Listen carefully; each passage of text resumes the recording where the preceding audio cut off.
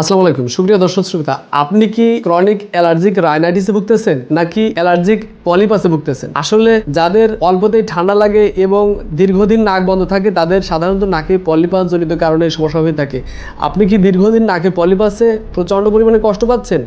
আপনার কি কোনোভাবে নাকের পলিপাস স্থায়ী সমাধান হচ্ছে না? আপনি কি কখনো নাকে অপারেশন করেছেন যা আপনাকে পরিত্রাণ না দেওয়ার পরিবর্তে আবার কিছুদিন পর আবার সেই ঠান্ডা লাগা ফিরে নিয়ে এসেছে? আপনার কি রাত্রেবেলা ঘুমিয়ে থাকলে নাক বন্ধ হয়ে যায়? আপনার কি রাত্রেবেলা হা করে ঘুমিয়ে থাকলে নাক বন্ধ থাকার কারণে কি হা করে ঘুমিয়ে থাকতে হয়? আপনার কি নাকের ভিতর সারাক্ষণ সুরসুর করে, অথবা অল্পতেই কি ঠান্ডা লেগে আপনার নাক একেবারে বন্ধ হয়ে যায়? আসলে এগুলোর মূল কারণ হচ্ছে আপনার নাকের ভিতর পলিপাস আছে। আপনার অ্যালার্জিক রাইনাইটিসের সমস্যার কারণে আপনার নাকে মিউকাস মেমব্রেন থেকে উদ্ভূত এক ধরনের পলিপ তৈরি হয় যেটা নাসারন্ধ্রে রয়েছে। এটি হচ্ছে আপনার অ্যালার্জিক রাইনাইটিসের সমস্যার থেকে উদ্ভূত এক প্রকার জটিল ক্রনিক ইনফ্লামেশন থেকে নাকে নরম উদ্ভূত অর্থাৎ গ্রোথ তৈরি হয়। এই মাংসপিণ্ডটা ম্যাক্সিমাম ক্ষেত্রে নন ক্যান্সারাস। আসুন আমাদের আজকের আলোচনা নাকে পলিপাস কেন হয়, এর কারণ এবং স্থায়ী সমাধানের সুনিশ্চিত পথ আপনাদের দেখাবো ইনশাল্লাহ। এটা নিয়ে আমাদের সাথে একটু থাকবেন। আশা করছি এই আলোচনাটি আপনাকে বাকি জীবনে সাফল্যের পথ দেখাবে। সুপ্রিয় দর্শক শ্রোতা, নেজাল পলিপাস হলো নাকে ম্যাক্সিলারি সাইনোসাইটিস থেকে উদ্ভূত নাসিকা গহ্বর এবং নাসারন্ধ্র থেকে এই শ্লেষ্মা ঝিল্লি প্রদাহযুক্ত হয়ে নন ক্যান্সারাস এক ধরনের নরম এবং ব্যথাহীন গ্রোথ অর্থাৎ মাংসপিণ্ড যা নাকে আপনার নাসারন্ধ্রের উভয় পাশে ছোট্ট আঙ্গুরের মতো অথবা থলির মতো করে আপনার নাকে ঝুলতে থাকে এবং বেড়ে যায়। এটি সাধারণত নাক বন্ধ করে দেয়। এটি দুই ধরনের হতে পারে। একটি সাধারণত বড় আকার হতে পারে, অনেক সময় দেখা যাচ্ছে ছোট ছোট হতে পারে। যদি ছোট ছোট আকার হয়ে থাকে নাকে পলিপাস, সেক্ষেত্রে বেশি কোনো জটিলতা সৃষ্টি করে না। তবে যদি বড় আকার ধারণ করে, এক্ষেত্রে আপনার নাক বন্ধ হয়ে যাওয়া, ঘ্রাণ শক্তি কমে যাওয়া এবং শ্বাস রোধ হওয়ার মতন একটা অবস্থায় ফেলে দেয়, যা জীবনকে অতি কষ্টকর অবস্থায় পরিচালিত করে। তো সুপ্রিয় দর্শক শ্রোতা, এটাই হচ্ছে আমাদের পলিপাসের মূল বিষয়। আরেকটি বিষয় আসুন আলোচনা করি যে নেজাল পলিপাস হওয়ার কারণটা কি। ক্লিনিক্যালি দেখা যাচ্ছে যে নেজাল পলিপাস হওয়ার সুনির্দিষ্ট কোনো কারণ নেই। এখনো নেজাল পলিপাস হওয়ার সুনির্দিষ্ট কারণ এখনো সুস্পষ্টভাবে বর্ণনা করা সম্ভব হয় না। তবে কিছু নির্দিষ্ট কারণ রয়েছে এই নেজাল পলিপাস হওয়ার। তো সেটা নিয়ে আসুন আমরা আজকের আলোচনা করি। বংশের কারণ অর্থাৎ জেনেটিক প্রিডিসপোজিশনের কারণে যদি আপনার বংশে অর্থাৎ আপনার বাবা মা ভাই বোনদের এই ধরনের সবারই কম বেশি পলিপাস হওয়ার সম্ভাবনা হয়ে থাকে, অথবা তাদের যদি থেকে থাকে, তাহলে আপনারও নাকে পলিপাস আসবে। এটাই নিয়ম। অ্যাজমা এবং পলিপাস অত্যন্ত ঘনিষ্ঠ একটি রোগ, যে ধরনের অ্যাজমা রোগীদের প্রায় দেখবেন যে অ্যাজমা রোগীদের নাকে পলিপাস রয়েছে। অ্যাজমা এবং পলিপাস নাসারন্ধ্রকে প্রভাবিত করে এবং নাকের সাইনাসের সাথে মাংস বৃদ্ধি তৈরি করে দেয়। ক্রনিক রাইনোসাইনোসাইটিস এটি হচ্ছে নেজাল পলিপাস হওয়ার সবথেকে প্রধান কারণ। ক্রনিক রাইনোসাইনোসাইটিস হচ্ছে আপনার নাসিকা গহ্বর এবং সাইনাসে দীর্ঘদিন ধরে জমে থাকা যে শ্লেষ্মা ঝিল্লি, এটা প্রদাহযুক্ত হয়ে তরল পদার্থ তৈরি করে এবং এখান থেকেই পলিপাস তৈরি হয়। অ্যালার্জিক রাইনাইটিস পলিপাস হওয়ার অন্যতম একটি বড় কারণ। অ্যালার্জিক রাইনাইটিস যেসব রোগীদের রয়েছে তাদের নাসিকা গহ্বরে অর্থাৎ নেজাল ক্যাভিটিতে এক ধরনের মিউকাস মেমব্রেন অর্থাৎ ঝিল্লি প্রদাহ, শ্লেষ্মা ঝিল্লি প্রদাহ তৈরি হয়ে নাকে দীর্ঘদিন প্রদাহকে উত্তেজিত করে এবং নাকে পলিপাসের সমস্যা তৈরি করে। রিকারেন্ট ইনফেকশন, বারবার সাইনাসে ইনফেকশন হলে সেক্ষেত্রে নেজাল পলিপাস তৈরি হতে পারে, অর্থাৎ নেজাল পলিপাস তৈরি হয়। আরেকটি কথা বলি, সেটা হচ্ছে যদি আপনার কোল্ড অ্যালার্জি সমস্যা থাকে, অর্থাৎ যদি দীর্ঘদিন আপনি অ্যালার্জিক্যাল ডিসঅর্ডার ভোগেন, যে আপনার একটুতেই ঠান্ডা লেগে যায়, একটু ওয়েদার চেঞ্জ হলে কোনোভাবেই আপনি ঠান্ডাকে নিতে পারেন না, একটু পুরাতন ধোলা বালি ডাস্ট মাইটে একটুতেই ঠান্ডা লেগে যায়, এক্ষেত্রে এই ধরনের রোগীদের দেখবেন যে অল্প একটুতেই ঠান্ডা লেগে যাচ্ছে এবং নাকে পলিপাসের সমস্যা এই ধরনের রোগীদের দেখা দিচ্ছে। অর্থাৎ যাদের কোল্ড অ্যালার্জির সমস্যা রয়েছে এবং একটুতেই পুনঃ ঠান্ডা লেগে যায়, রিকারেন্ট ইনফেকশন তৈরি হয়, এক্ষেত্রে দেখবেন নাকে তাদের নেজাল ক্যাভিটিতে পলিপাস তৈরি হচ্ছে। সিস্টিক ফাইব্রোসিস একটি জেনেটিক রোগ, অর্থাৎ এটি শ্লেষ্মা এবং ঘাম গ্রন্থি পরে বিশেষ প্রভাব বিস্তার করে। দীর্ঘদিন সিস্টিক ফাইব্রোসিস রোগীদের মাঝে শ্লেষ্মা এবং ঘাম আটকে যে এক ধরনের শ্লেষ্মা নির্গত হয়, যা সাইনাসে পলিপ তৈরি করতে বিশেষভাবে প্রভাবিত করে। সুপ্রিয় দর্শক শ্রোতা, আমরা এত সময় আলোচনা করলাম যে নাকে পলিপাস মূলত কেন হয়, এছাড়াও এর বিভিন্ন কারণ আমরা উল্লেখ করেছি। এখন আসবো আমাদের মূল আলোচনায়। এ সময় আমাদের আলোচনার মূল প্রাণকেন্দ্রে থাকবে যে আলোচনার পরিপ্রেক্ষিতে আপনি একটি স্থায়ী সমাধান পাবেন। অর্থাৎ নাকে পলিপাসের স্থায়ী সমাধান নিয়ে আমাদের আলোচনা রয়েছে এই আলোচনার শেষ পর্বে। তবে আসুন তার আগে আমরা একটু জেনে নিই যে আপনার যে পলিপাস হয়েছে এটা ক্লিনিক্যালি বা আপনি কীভাবে বুঝবেন যে আপনার নাকে পলিপাসের সমস্যা হয়ে আছে। তাহলে পলিপাসের যে ম্যানিফেস্টেশন রয়েছে অর্থাৎ ক্লিনিক্যাল যে সিমটম রয়েছে সেই সিমটমগুলো আমরা আজকে অর্থাৎ লক্ষণ সমস্যাগুলো জানবো।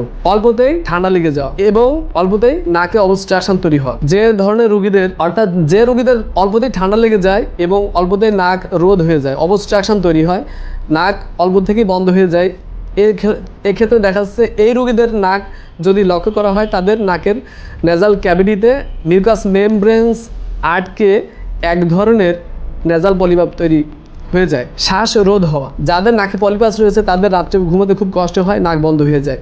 এবং সর্দি লেগে যাওয়া, যেসব রোগীদের দেখবেন যে প্রায় সর্দি লাগে, প্রায়শই তাদের ঠান্ডা একের পর এক লেগেই থাকে, হাসি ক্রমাগত হতেই থাকে, এই ধরনের রোগীদের ক্ষেত্রে দেখবেন তাদের নাকে পলিপাস রয়েছে। অর্থাৎ একটুতেই ধুলা বা মাইটে গেলে প্রচুর পরিমাণে হাঁচি হয় এবং অল্প অনায়াসে তার নাক বন্ধ হয়ে যায় এবং নাকের ভিতর এক ধরনের নেজাল পলিপ অর্থাৎ নাসারন্ধ্রের ভিতরে পলিপাসের লক্ষণগুলো তৈরি হয়। নাক দিয়ে জল পড়া অর্থাৎ রাইনোরিয়া, অল্পতেই সর্দি, একটু হলেই নাক বন্ধ হয়ে থাকা অথবা গাঢ় সর্দি জমতে থাকা।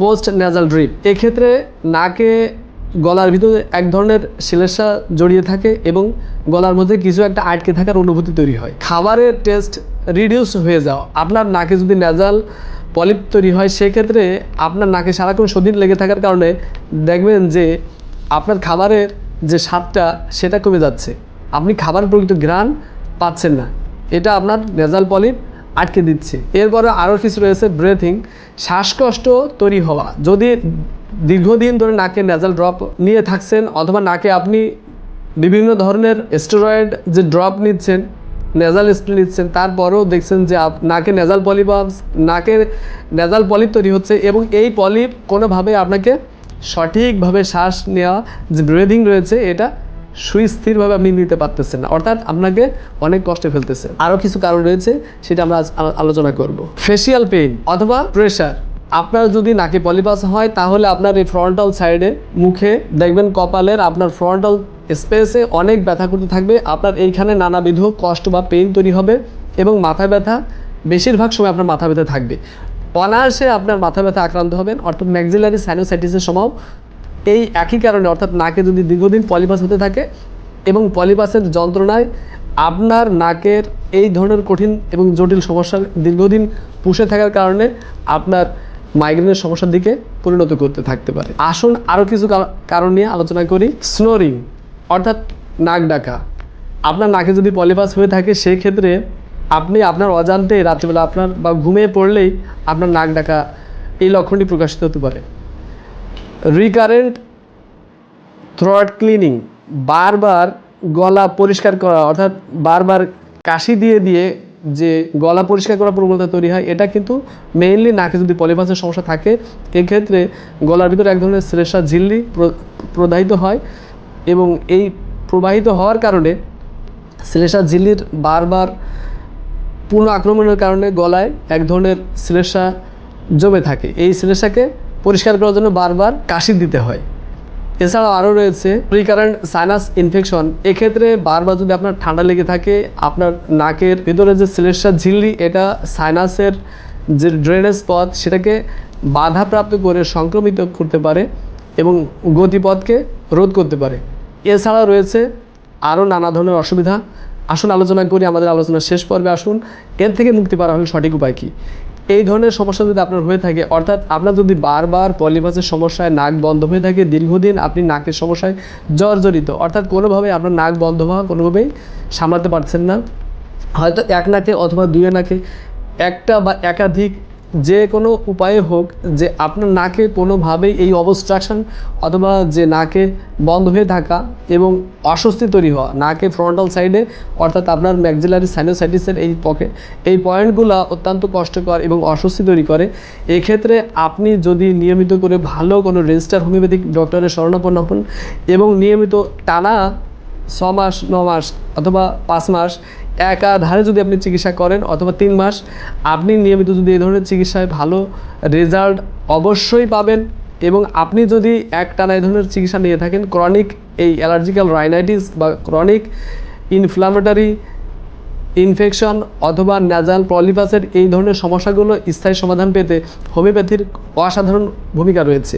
আপনি যদি হোমিওপ্যাথিক সুন্দর ট্রিটমেন্ট নিতে পারেন, তাহলে দেখবেন এই ক্রনিক ডিজিজগুলো স্থায়ী এবং পার্মানেন্ট সলিউশন আপনি অবশ্যই পাবেন।